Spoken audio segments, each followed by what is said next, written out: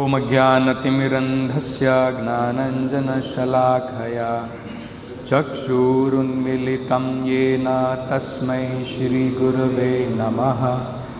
नमो ॐ विष्णुपादाय कृष्णपृष्ठाय भूतले श्रीमते भक्तिवेदान्तस्वामिनिति नामिने।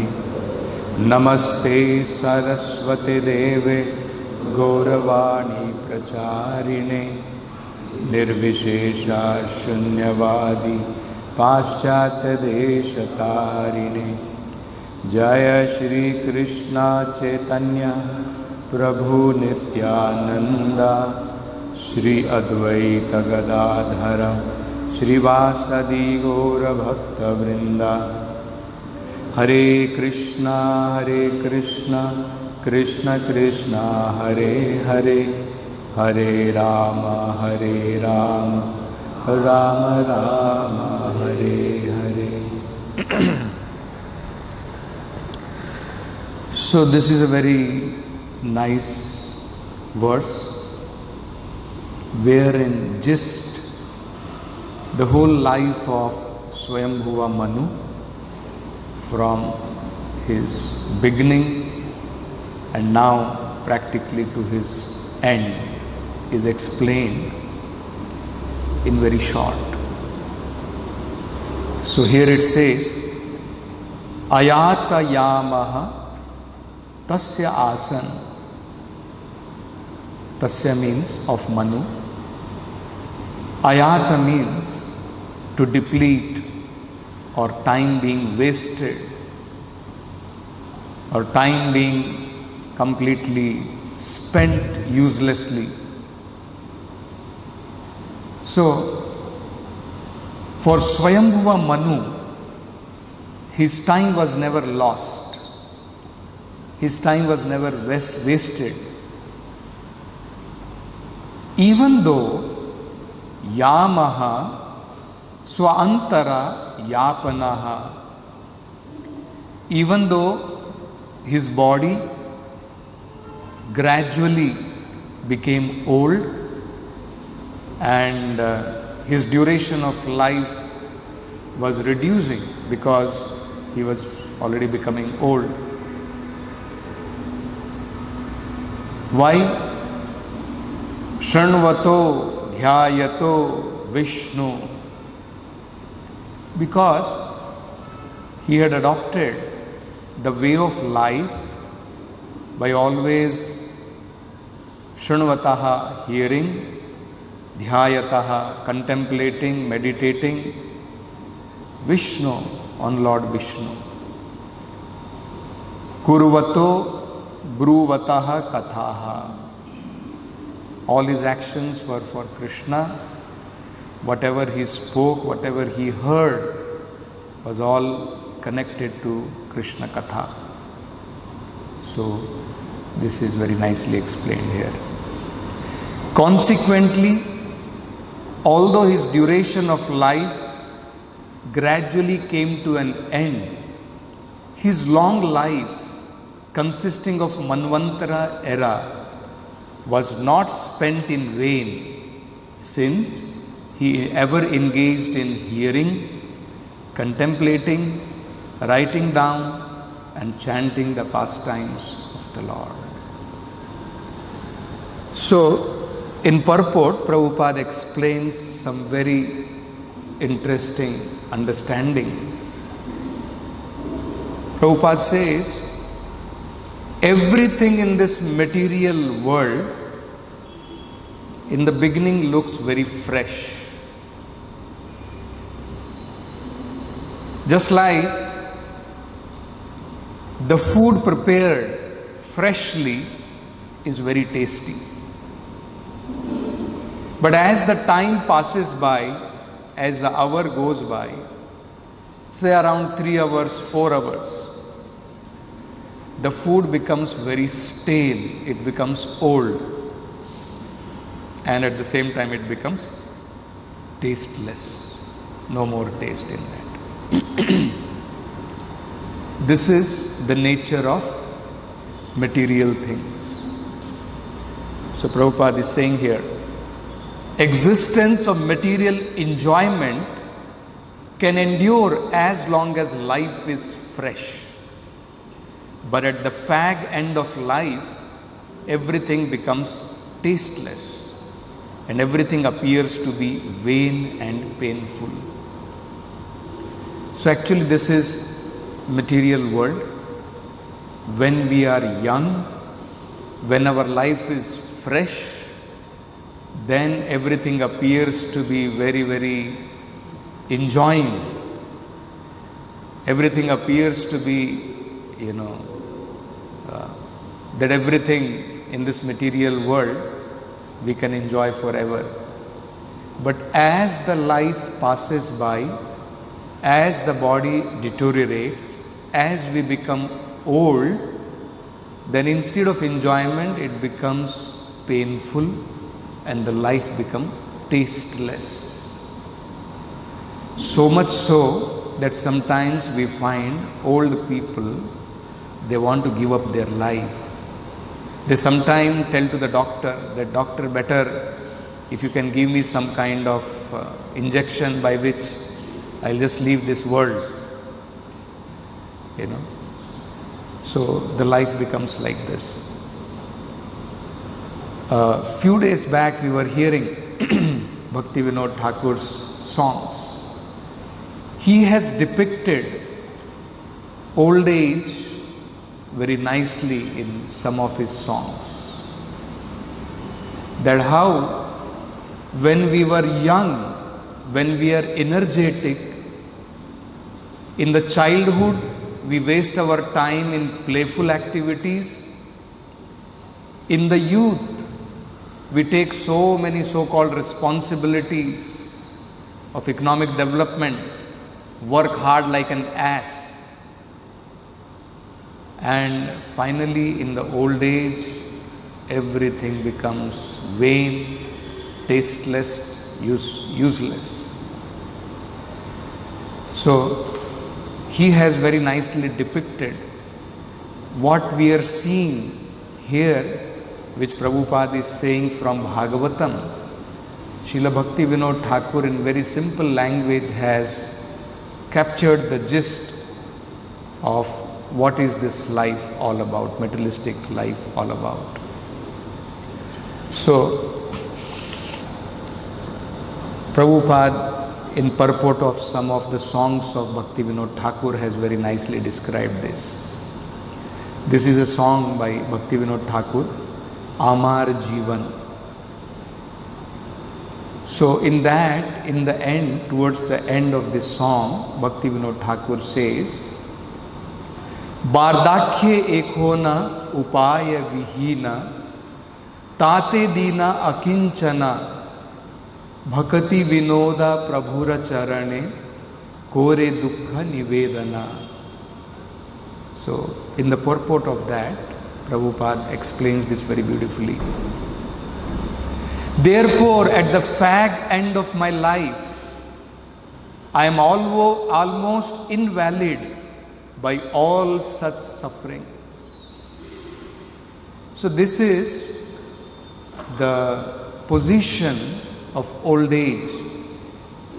When we are young, when the life is fresh, we think everything is very enjoyable.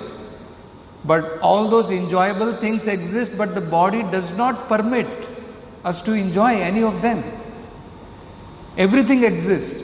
Our desire exists, our hankering exists, but this body does not allow us to enjoy anymore. It becomes completely deranged, filled with suffering. So imagine what is the condition at that time. So Prabhupada is explaining from Bhakti Vinod Thakur's song, therefore at the fag end of my life, I am almost invalid by all such sufferings. All different kinds of suffering comes, one becomes completely invalid. Vardhakya ekhona upaya vihina. And then there is no other alternative.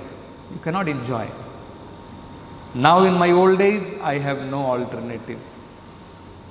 Tate dina akinchana. Therefore, by force I have now become very humble and meek. Bhakati Vinoda Prabhu Charane Kore Dukkha Nivedana. Thus Bhakti Vinod Thakur is offering his sad statement of his life's activity at the lotus feet of the Supreme Lord. Bhakati Vinoda Prabhura Charane, at the lotus feet of Krishna. Kore Dukkha Nivedana. That how I have wasted my whole life, and now when no more I am able to enjoy this material life, being forced by time now to become invalid, now I have become humble and meek. So now I am surrendering unto you. Then, in one more song of Bhakti Vinod Thakur, where he explains about how from the beginning of his life he has uselessly toiled, wasted his time in attaining materialistic knowledge. Vidyara Vilase. So in that, towards the end again, Bhakti Vinod Thakur is praying to the Lord. Sei gadha hoye samsarera bojha, bahinu aneka kala, bardhakye ekhona, shaktira abhave, kichu nahi lage bhalo. So right from the beginning, Bhakti Vinod Thakur is explaining that how he toiled to get materialistic this knowledge, but this knowledge later on became shula. The same knowledge which was giving him joy, by which he was earning, by which he was enjoying, the same knowledge, this materialistic knowledge, it became like a poison, it became like a shaft which was actually giving him pain. So there he is saying, Sei gadha hoye samsarera bojha, bahinu aneka kala. Here is one person who has been turned into such an ass. So Bhakti Vinod Thakur actually very nicely explains this materialistic knowledge for which we are endeavoring so much actually makes a man into an ass. Very important to understand. The so-called knowledge for which people are endeavoring, actually this knowledge makes a person practically into an ass. Who for so long has carried on his back the useless burden of material existence. Now in my old age, for the want of power to enjoy. So in the old age, we work so hard, we assimilate so many material things, but all those things in the old age, because we have no power to enjoy further, all that power of the body is gone. So now in my old age, for the want of power to enjoy, I find nothing at all pleases me. So this is the state of affair when we become old, that nothing of this material world pleases us. And that's how actually generally an old man practically wants to give up his life. Then in one more song, Bhuliya Tomare, in that also Bhakti Vinod Thakur explains this. Bardhakye ekhona bhakati vinoda kandiya katara ati na bhajiya tore dina bhrita gelo ekhone ki have gati. So Prabhupada in the purport very nicely explains this. Bardhakye ekhona bhakati vinoda. Now Bhakti Vinod Thakur in his old age, Kandiya Katara Ati, now I am seeing that I will have to give up all this arrangement. I'll have to go away and take another body. Therefore, I do not know what kind of body I am going to get. Therefore, I am crying. I am very much aggrieved. Bardhakye ek hona bhakati vinoda kandiya katara ati. I am very much aggrieved. Na bhajiya tore dina bhrata gelo ek hone ki. So without worshipping you, without serving you, I have simply wasted my time in this way. I do not know what to do. Therefore, so Prabhupada is explaining that therefore, now Bhaktivinoda Thakur is saying that I am completely surrendering unto you. So, in one place, Prabhupada explains that actually in Krishna consciousness, even though here we can see in materialistic way of life, when the body is fresh, we are able to enjoy, and when the body becomes deranged, old, that time the power of enjoyment is practically gone. We are no more able to enjoy this materialistic world, and everything becomes painful, and it looks like that actually the whole life is in vain. But here we see the example of Swayambhuva Manu, where it is explained, even though his fag end of the life has come nearer, and his life is not an ordinary life. It is the life of Manvantara. He is living the life of Manvantara. We are living our 100 small years, but his life is very long. Prabhupada is comparing here. It is stated that his life was very long, 71 yugas. That is the life of Manvantara. One yuga is equivalent to 43,20,000 years. That is one yuga. So multiplied by 71, that is the life of Manu.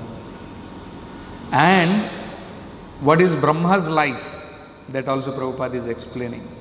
14 such Manus come in one day of Brahma.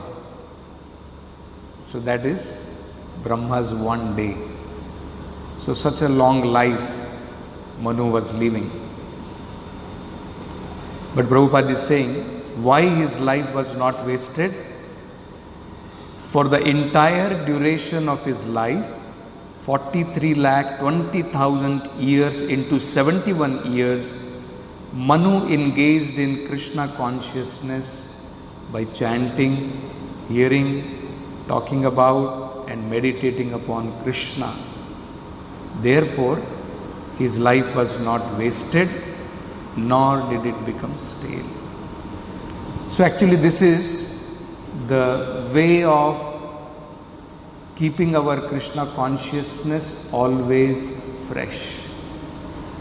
Sometimes even as devotees, we may also wonder that so many of our years are gone in Krishna consciousness, and maybe, if we are 50, let us say, hardly 10 years, 15 years, or maximum say 20, 25 years, isn't it, is left of our life.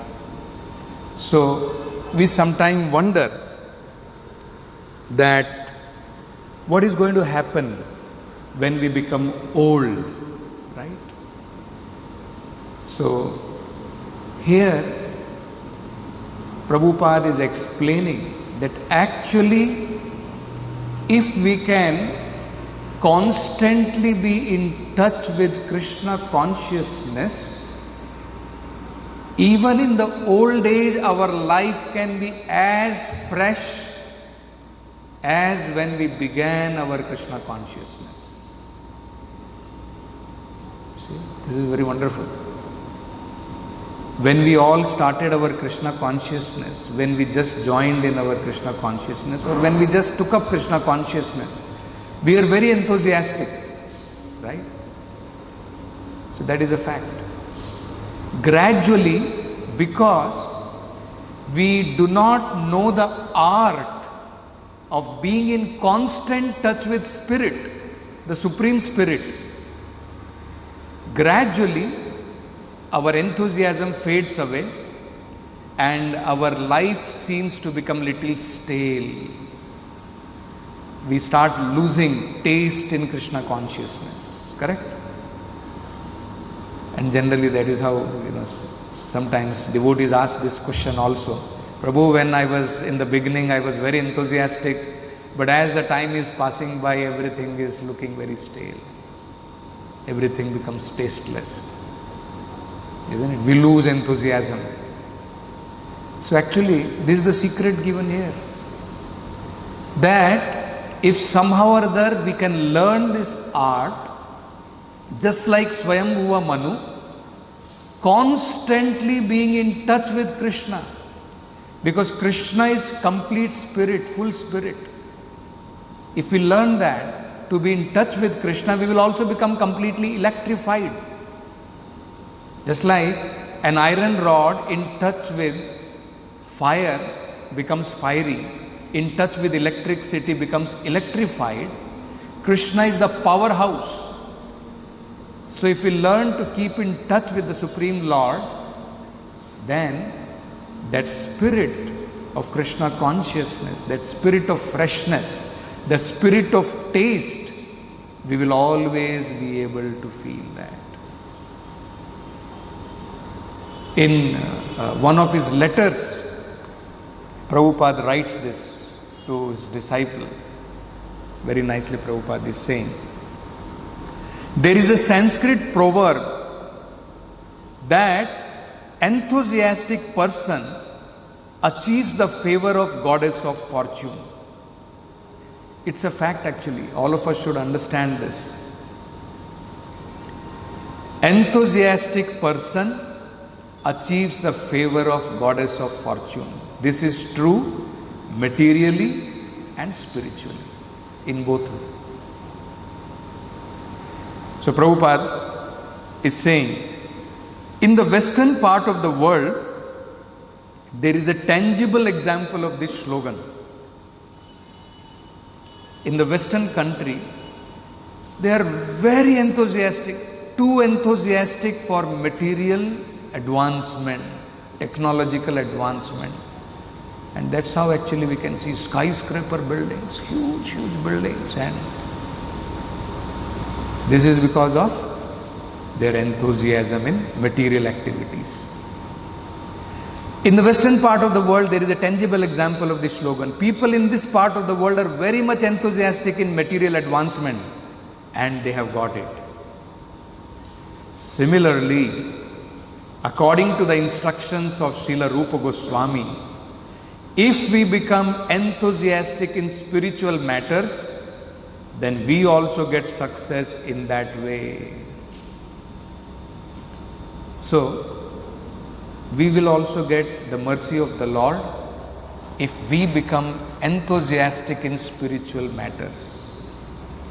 Then Prabhupada is giving his own example. This is very important. Take for example, I came to your country in ripe old age, 70 years. Prabhupada, when he was 70, when he was traveling in that Jaladuta, he was 70 years of age. It's a ripe old age. Practically 70, 75 people think life is finished already, gone. It's a very ripe old age. Okay, say around 60 you can say that old age has started beginning. 70 is very ripe old age. So Prabhupada is saying, but I had one asset, enthusiasm and faith in my spiritual master. I think these assets only are giving me some hope of light. Whatever I have achieved so far, with your cooperation. So actually, this is very, very important. So here also, Prabhupada is saying, the life of Emperor Swayambhuva Manu was not tasteless. As he grew older, his life remained as fresh as in the beginning because of his continued Krishna consciousness. Another very significant thing which Prabhupada points out in this purport is that the effect of Kala, even though it is seen on the body, actually the effect of Kala is never there on the spirit. That has to be understood very clearly. That's how we find in spiritual world there is no effect of Kala. Kala assists there in enjoyment. Here in the material world, Kala takes away everything. So here Kala is very unfavorable. There in the spiritual world, Kala is very favorable. So sometimes we wonder, when Bhagavatam is saying, with every rising of the sun, with every setting of the sun is taking away our life. And it clearly says, but it cannot take away the life of devotees. So how do we understand this? Isn't it? That is a statement in Bhagavatam. When all these great personalities in Naimisharanya, the great sages assembled in Naimisharanya, to continuously hear Krishna Katha, just like here we are seeing Swayambhuva Manu, continuously his life was constantly in Krishna consciousness.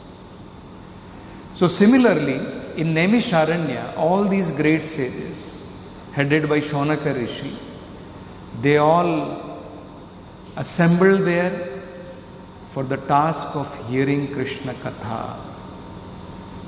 So there it is said in Bhagavatam that even though every rising of the sun and every setting of the sun actually takes away the life of a person, but it cannot take away the life of a person who is engaged in hearing Krishna Katha. So how do we understand this? So Prabhupada explains this, that actually spirit cannot be touched by Kala.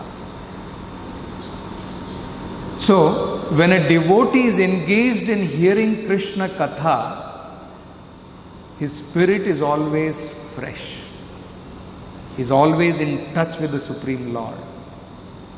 He is actually just waiting to give up this body and take spiritual body.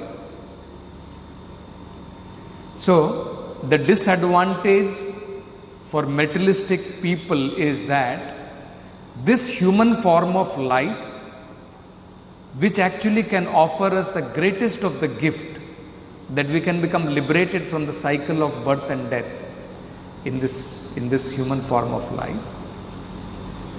If one does not utilize his life properly, then it is called parabhavas. That means we have become defeated in this life. Whereas if somebody has learned how to make use of his time properly, then actually he gets promoted after giving up this body. Whereas, why it is called as a defeat for materialistic person? Because this life was given as a chance for him where he can utilize and become free from the cycle of birth and death, but he has become further entangled. Misused his human life. His human life has become stale, tasteless, and factually it has gone in vain. Both the things. Because he endeavored only for materialistic thing which he could have achieved even in any other life, and finally for which he so much endeavored, finally he finds there is no gain, only pain is there, and his whole life has gone in vain. That is what happens. But for a Krishna conscious devotee, Prabhupada says actually The devotee is just waiting to give up this body and take a spiritual body to serve Krishna, because this body is filled with so many conditions. So this is another very important thing which Prabhupada is mentioning. And finally, Prabhupada is describing that Swayambhuva Manu was the greatest of the yogis. The so-called yogis, actually they waste their time pressing their nose and pranayama and asanas and all these things, finally coming to the point of samadhi. In the end, they may come to the point of samadhi. But Swayambhuva Manu's life was right from the beginning in samadhi.